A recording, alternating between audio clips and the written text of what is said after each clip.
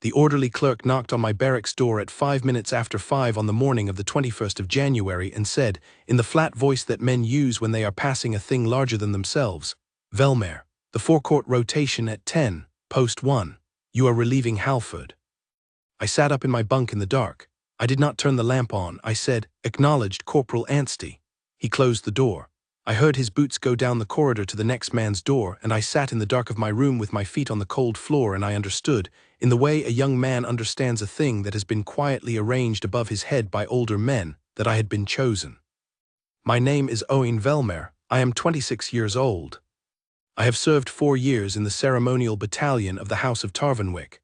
I am telling you the truth of what happened on the public forecourt of the Tarvanwick Palace on a Wednesday morning in January, because the regimental commander has authorized me to speak, and because the man at the center of it will not speak of it himself, and would not, and has not, and will not. The man at the center is guardsman Cyrus Halford.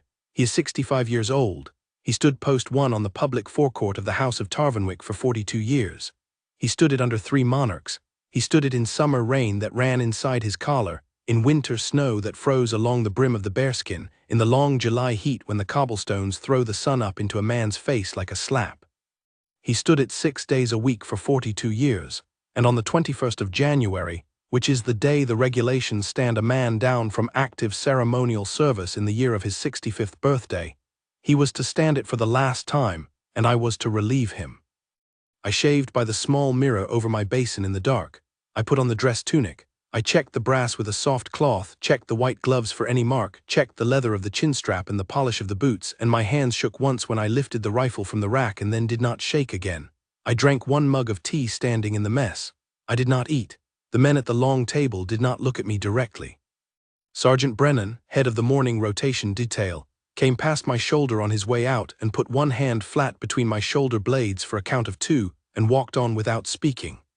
That is how the older men in this battalion speak to a young man on a morning he has not slept, and they know it. We formed up at the inner court at 9:45. The band was already assembled on the long side, the drum major calling them through the warming passages of the slow march. The cobblestones under our boots had been swept clean of the night's light snow, and a thin new dust of it was beginning to fall again, perhaps a single finger width across the next quarter hour. The sun was low and gold over the chancery roofs. Breath stood in the air between every man's face. The bearskins steamed. I walked at the front of the rotation detail. Behind me 4 men in line, Drum Major Halloran at the right hand, the band behind him. The route from the inner court to post 1 is 180 paces, through the inner arch, across the cobblestone of the middle court under the outer arch, and onto the public forecourt where the gilded rails separate the palace from the tourist apron. The drill manual specifies the cadence, a slow march of 70 steps to the minute, the relief detail arriving at post 1 in formation, the relieving man halting on the precise 8th cobblestone strike from the inner edge of the forecourt, planting the rifle in formal post arms, and assuming the post in one continuous motion as the standing guard steps off. 8 beats from arrival to assumption. The drill manual is 140 years old. The 8 beats have not been varied at the Tarvanwick forecourt rotation in any man's living memory. I had not asked for this rotation. I had hoped for it for 9 months, since the day in April when the duty roster first showed Halford's stand-down date and a blank line where his relief would be named. I had not told any man I hoped. I had not told Halford. I had stood at the next post over from him for 120 rotations in those 9 months, on the wall above the forecourt where the second guardsman watches the inner approaches, and I had watched the back of his bearskin in the corner of my eye and thought about the shape of his stillness, and I had not asked. The drum major raised his mace. The band began the slow march. We stepped off. I will tell you what I saw as we came under the outer arch. The crowd was already standing at the rails. January at 10 in the morning is the thin season for tourists, and there were perhaps 200 souls along the public side. They were the ordinary crowd of any forecourt morning, a school party in matching scarves, a half-dozen retirees from a coach, 3 young women with notebooks who were architecture students, a man with a long camera lens, an old couple holding gloved hands, perhaps 40 phones already raised above the rail. None of them knew. The roster of the morning relief is not published. The retirement of a guardsman is an internal regimental matter.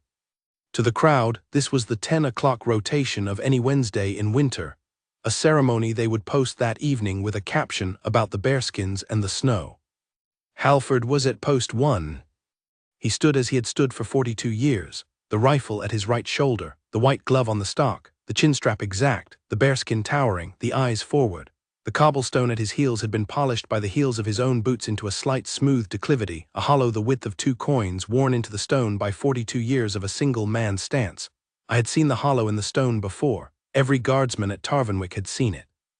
It is the only physical mark of Halford's service on the fabric of the palace, and it is older than I am. We came across the middle court in the slow march. The band played the regimental cadence. The crowd at the rail turned its phones toward us as we passed under the outer arch, which is the moment at every rotation when the cameras come up. The drum major called us through the turn. We came onto the public forecourt of the House of Tarvanwick in single file, the line of the relief detail, and the cobblestones rang under our boots in the count the manual specifies. And at the 8th cobblestone strike from the inner edge of the forecourt, I was to halt at post 1 and plant my rifle and step into the worn hollow in the stone as Halford stepped off it. I came up on the 8th beat. I halted. I planted the rifle in formal post arms, the butt on the stone at the precise distance the manual specifies from the toe of my right boot. And I did not step forward. I will tell you what passed through me in that moment, because the regimental commander has asked me to, and because I owe the men who watch the clip an answer that is not a shrug. I had not planned it. I had not rehearsed it. I had not, walking under the outer arch in the slow march, thought any further than the 8 cobblestone strikes the manual specifies. I had been a guardsman of this battalion for 4 years, and I had not in those 4 years departed from the drill manual by a single inch. What I thought, standing at post 1 with my rifle planted, and the worn hollow in the stone half a pace in front of my boot, and Cyrus Halford 1/2 pace beyond it in the bearskin and the dress tunic he had worn for 42 years, was this: he has stood here for 42 years. The manual gives him 8 beats to be relieved. The manual was written by a man who never stood a post. I held. The first beat went past. The drum major's mace was at the high carry. The cadence was unbroken. Halford did not move. The second beat went past, the third, the fourth. Up at the rail I heard, for the first time in any rotation I had ever marched, the phones go still in midair. The crowd had been filming the routine. The crowd had been chatting in the soft murmur a crowd makes at a ceremony it has come to film and not to attend. At the 4th beat past the 8th the murmur stopped. I did not look. A young guardsman at post does not look. But I heard the silence come down across the public side of the forecourt, the way a hand comes down across the strings of an instrument, and I heard, in that silence, every phone hold its position and every breath in the cold air pause and every shoe on the cobblestone of the tourist apron go still. The 5th beat, the 6th. Drum Major Halloran's mace did not waver. He did not call a correction. The band played on, the slow regimental cadence rolling under the silence of the crowd like a deep river under a still surface. And the drum major's eyes, I saw this only in the corner of my vision, and I did not turn my head, flicked once to me and once to Halford and once back to the empty middle distance over the rail, and he held his cadence. He held the cadence of the parade ground at a step he had never seen varied in 30 years of service, and he did not call a correction, and the band did not break. The 7th beat, the 8th. I held the 9th. I will tell you that Halford did not move. He stood in the worn hollow of his own stone. He did not turn his eyes to me. He did not bend his composure by the width of a single hair of the bearskin. He stood the 9th beat in his post as he had stood the 42 years in it. And he gave me, with a stillness that I will carry in my chest until I die, the permission of an old man for the gesture of a young one. I held the 10th, the 11th, the 12th. At the 12th beat I stepped forward in my own time, the half pace from where my rifle was planted to where his heels stood, and I came into the post. Halford turned on his heel. He stepped off the worn hollow in the stone. He came up to the slow march of the band, and he walked the slow march back through the outer arch, between the gilded rails on either side, with his rifle at his right shoulder and his chin level and his eyes forward, and the band did not break the cadence to mark his going, and the drum major did not call him to a salute, because the cadence itself was the salute, the cadence the regiment had played at his post every morning of his life, played now under his boots as he walked off it for the last time. I stood the post. The crowd at the rail did not move, the phones did not lower, the young women with notebooks did not write, the architecture students did not draw.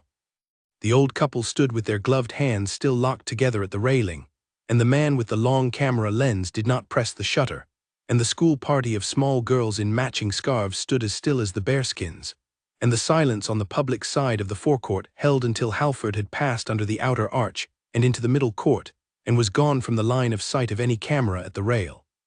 Then the silence broke, but it did not break into noise. It broke into the sound of a crowd of 200 souls letting out, all at once, a breath they had been holding for 12 extra beats of a slow march, and the breath went up into the cold January air in a single thin cloud above the rail, and then the murmur came back, and the phones lowered, and the cobblestone resumed being cobblestone. I stood the post until the noon rotation came to relieve me. The man who relieved me was Guardsman Tesson, a friend of mine. He came up to post 1 in the 8 beats the manual specifies. He stepped into the worn hollow at the 8th as the manual says. He did not hold, he did not need to. The hollow was already mine then, by the slow accident of an old man's choice and a young man's 12 beats, and the manual had been satisfied with 8 again, and we both knew it, and the cadence rolled, and I stepped off. I came back into the barracks at 1:15. The duty clerk at the desk did not look up. The corridor to the junior officer's wing was empty. I went to my room.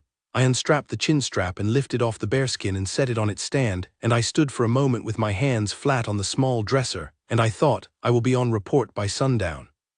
I was not on report by sundown.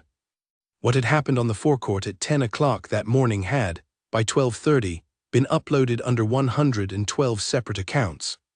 By 2, a single uncut clip, filmed by a retired primary school teacher named Mrs. Aldgate, who had held her phone steady for the full 176 seconds of the rotation, was the most shared video of the day on 3 platforms. By 4, it had been reposted by 2 foreign regimental bands and a veterans association. By 6, the broadcast networks were running it with a caption that read, the same on every channel, the 12-beat salute. By the late evening news, the clip had been viewed 14 million times. The regimental commander, Colonel Maxwell Pendry, watched the clip from his office in the inner court at 4:11 that afternoon. He watched it 3 times. I learned this later from his secretary, who is married to a corporal in my own company, and who is the source of most of the things one learns about colonels in this battalion. After the 3rd viewing, Colonel Pendry made 1 telephone call to the Chancery Wing and 1 to the regimental adjutant and a 3rd to the office of the Master of the Household, and he then sat at his desk and wrote in his own hand, in the regimental daybook for the 21st of January, the entry that has since been photographed at the Chancery Archive and reprinted in 2 newspapers. The entry is 6 words long. It reads, Halford C. retired with full honor. Below it, in a second line in the same hand, he added, Relief conducted at the proper cadence. He did not call for discipline, he did not summon me. He did not, as far as I know, summon Drum Major Halloran or any man of the band. He wrote the line that said the relief had been conducted at the proper cadence, and he closed the daybook, and he went home to his wife, and the matter at the regimental level was, by the closing of that daybook, finished. I came back to my room at 9:30 that night. After the evening meal and the wash and the long quiet hour I had spent sitting at the empty table in the junior officer's lounge, not reading the book in my lap. There were 19 guardsmen standing in the corridor outside my door. They were the junior men of my company and 3 of the 2nd company. They had come up from the lower barracks in their off-duty tunics. They were not in formation. They were standing along both walls of the corridor in the loose way men stand who have come to a door without an arrangement and without a plan, and they were waiting. None of them spoke. I stopped at the head of the corridor. I looked at them. They looked at me. The corridor lamp was on at the far end, and the light came along the brass of their off-duty cuffs, and the silence in the corridor was the silence I had heard on the forecourt that morning when the phones had gone still. I did not speak either. I walked the length of the corridor to my door. I passed 9 men on the right and 10 on the left. As I passed each one, he straightened from the wall and brought his right heel to his left and brought his right hand, palm flat, thumb tucked, to the brim of an absent bearskin, and he held the salute, and he did not lower it until I had passed. 19 men in the corridor of the junior barracks saluted me at the door of my room without speaking, and I went into my room and I closed the door and I sat down on the edge of my bunk, and I did not weep, because a guardsman does not weep in his quarters in a corridor of men, but I sat for a long time with my face in my hands, and I thought about Cyrus Halford in the worn hollow of his stone, and I thought about the 12 beats.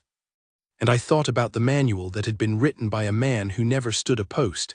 And I thought about the long, thin cloud of breath above the rail when the crowd had finally let go. The next morning the duty roster posted Halford's name once, in the small column at the bottom under retirements, and beside his name a single line of small print that read, "Stand-down ceremony of the 21st of January conducted with full regimental honor." Beneath that, in the active rotations, my name was at post 1 for the 10 o'clock relief. I marched out under the outer arch at 3 minutes to 10. The band played the slow march. The crowd at the rail was 3 times the size of the previous morning. Every phone was up. The drum major called us through the turn onto the forecourt. I came up to post 1 in the 8 beats the manual specifies. I planted the rifle. I stepped into the worn hollow in the stone, the hollow Cyrus Halford had made over 42 years and into which, for the rest of my service, I would step every Wednesday morning at 10 o'clock. I stood the post. The crowd watched, the phones held, the band played on. The cadence rolled.